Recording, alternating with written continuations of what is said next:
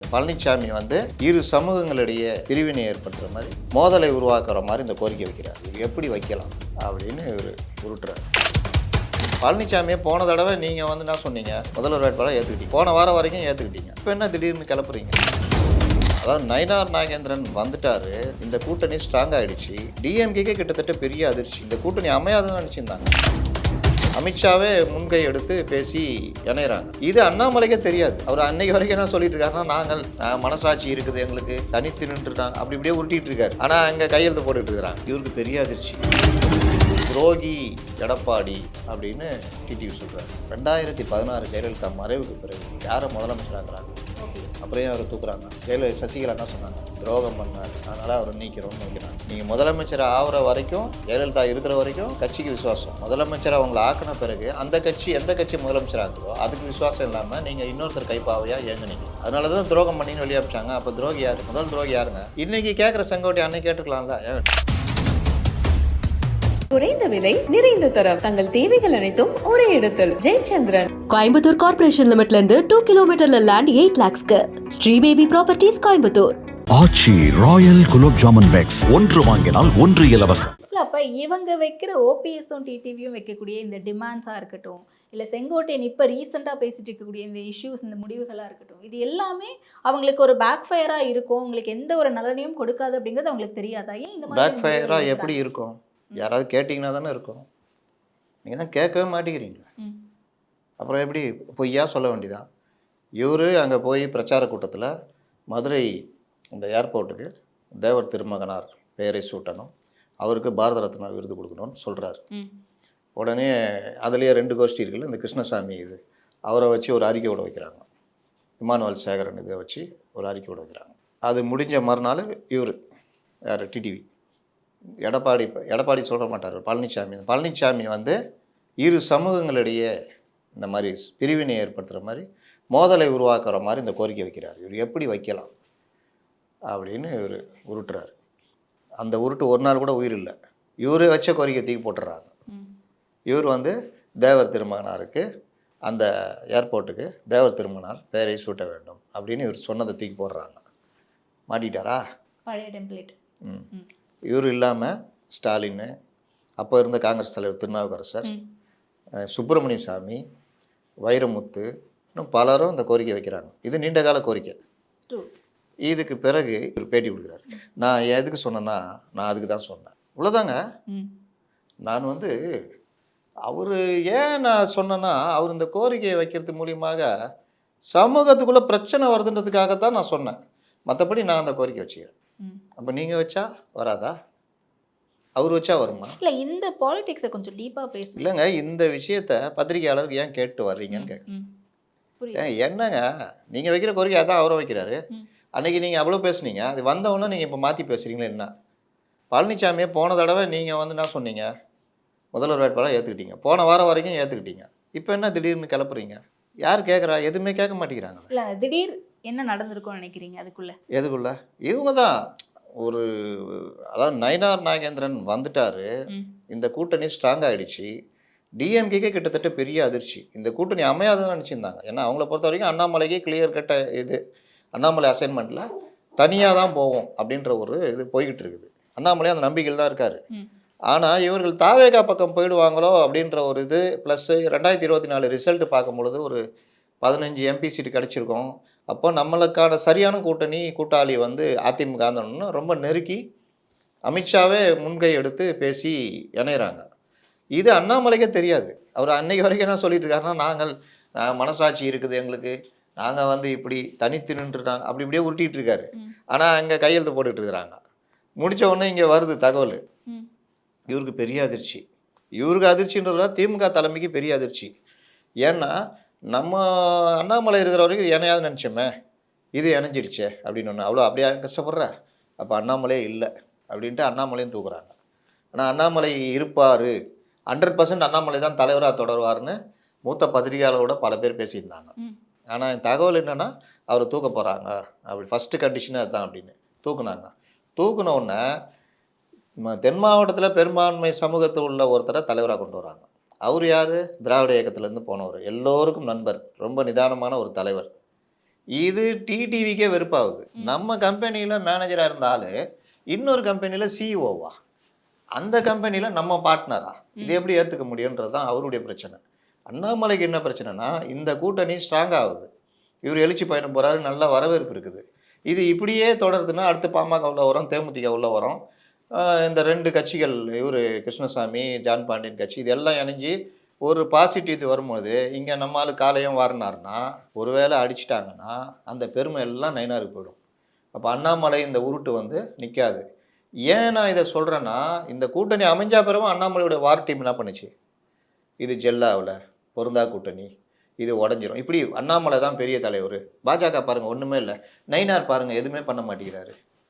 இன்னும் ரிலே ரேஸா 3வது லேப்பில் வாங்கிட்டு 4வது லேப்பில் ஓடுறோம் அதே ஸ்பீடில் ஓடுறதுக்கு.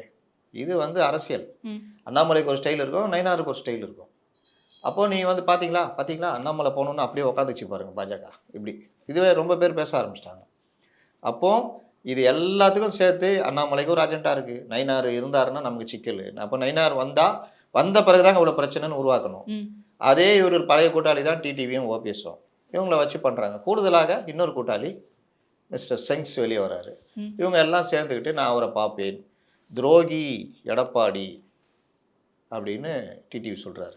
துரோகி எடப்பாடினா 2016 ஜெயலலிதா மறைவுக்கு பிறகு யாரை முதலமைச்சராக்குறாங்க? யாரை? ஓபிஎஸ். அப்புறம் ஏன் அவரை தூக்குறாங்க? சசிகலா என்ன சொன்னாங்க? துரோகம் பண்ணார், அதனால் அவரை நீக்கிறோன்னு வைக்கிறாங்க. அவர் எங்கே போனார்? நேராக குருமூர்த்திட்ட போனாரா? அவர் என்ன சொன்னார்? போய் உட்காருங்க சமாதியில் சொன்னாரா இல்லையா?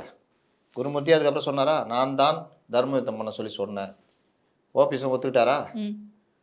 நீங்கள் முதலமைச்சர் ஆகிற வரைக்கும், ஜெயலலிதா இருக்கிற வரைக்கும் கட்சிக்கு விசுவாசம். முதலமைச்சர் அவங்கள ஆக்கின பிறகு அந்த கட்சி எந்த கட்சி முதலமைச்சர் ஆக்குதோ அதுக்கு விசுவாசம் இல்லாமல் நீங்கள் இன்னொருத்தர் கைப்பாவையாக ஏங்குனீங்க. அதனால தான் துரோகம் பண்ணின்னு வெளியே அனுப்பிச்சாங்க. அப்போ துரோகி யார்? முதல் துரோகி யாருங்க? இதெல்லாம் நடந்ததுனால தானே எடப்பாடின்னு ஒரு கேரக்டரே வருது உள்ளுக்குள்ளே. இப்போ நீங்கள் ஓபிஎஸ் கம்முன்னு ஒழுங்காக பண்ணியிருந்தா ஏதாவது பிரச்சனை வந்திருக்குமா? சரி, அதுக்கு பிறகும் அதிமுகக்குள்ளே ஓபிஎஸ் எப்படிங்க வந்தார்? இபிஎஸ்ஸை விரும்பி கூப்பிட்டாரா?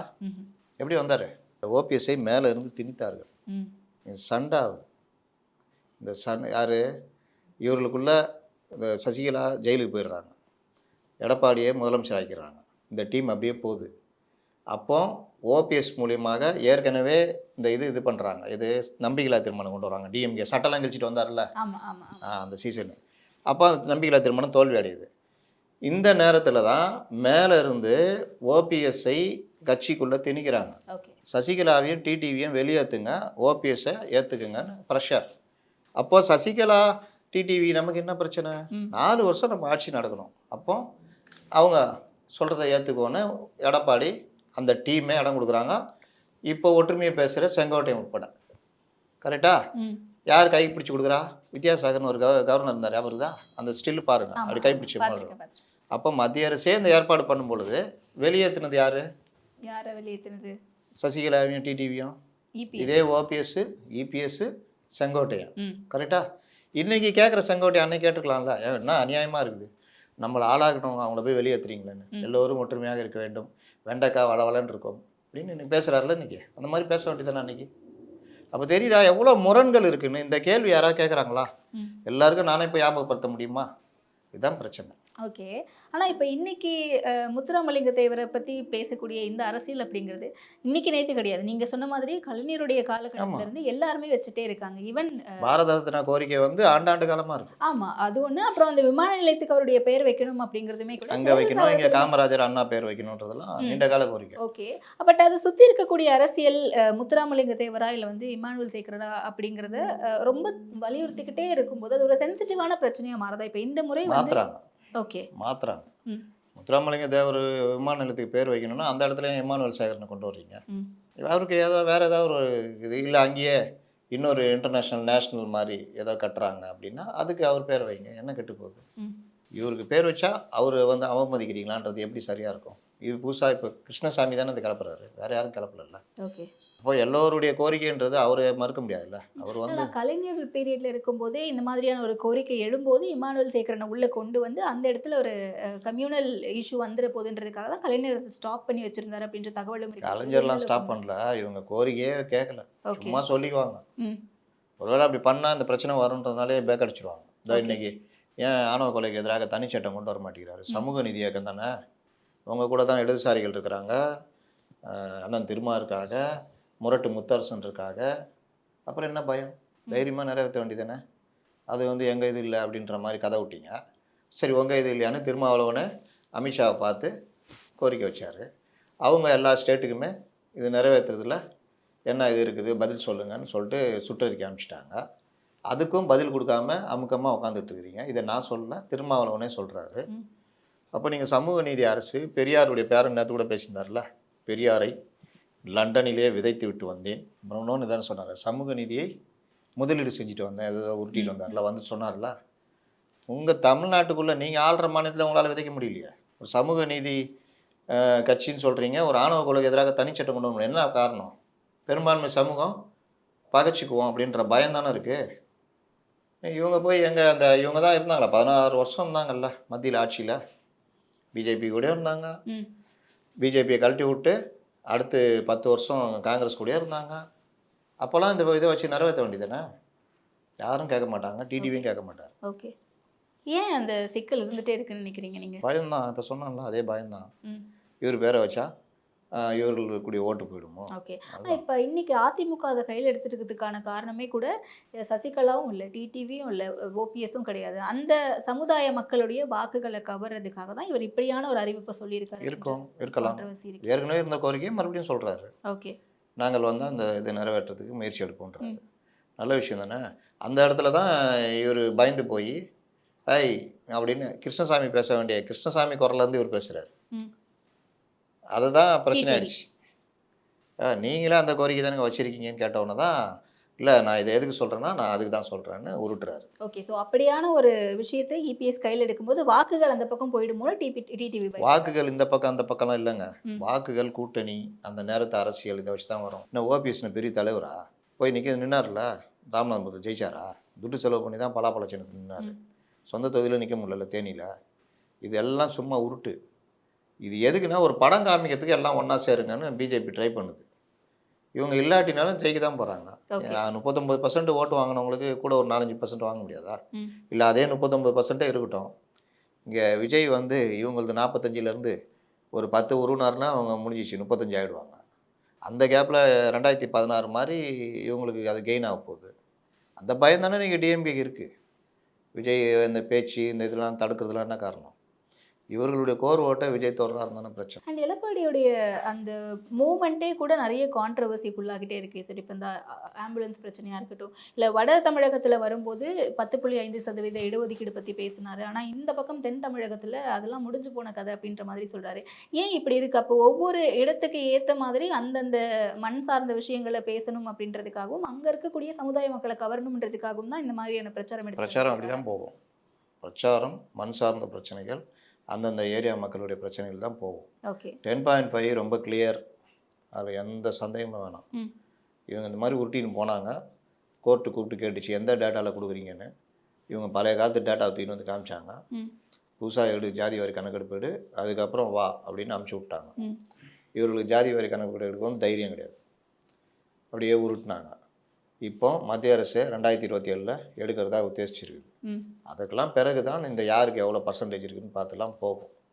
அதனால் இவர் அங்கே போகும்போது நான் வந்தால் நான் அதை பண்ணித்தரேன்னு வட மாவட்டத்தில் சொல்கிறாரு. ஓகே, அவ்வளோதான். குறைந்த விலை நிறைந்த தரம், தங்கள் தேவைகள் அனைத்தும் ஒரே இடத்தில். ஜெயச்சந்திரன். கோயம்புத்தூர் கார்ப்பரேஷன் லிமிட்ல இருந்து 2 கிலோமீட்டர்ல லேண்ட் 8 lakhsக்கு.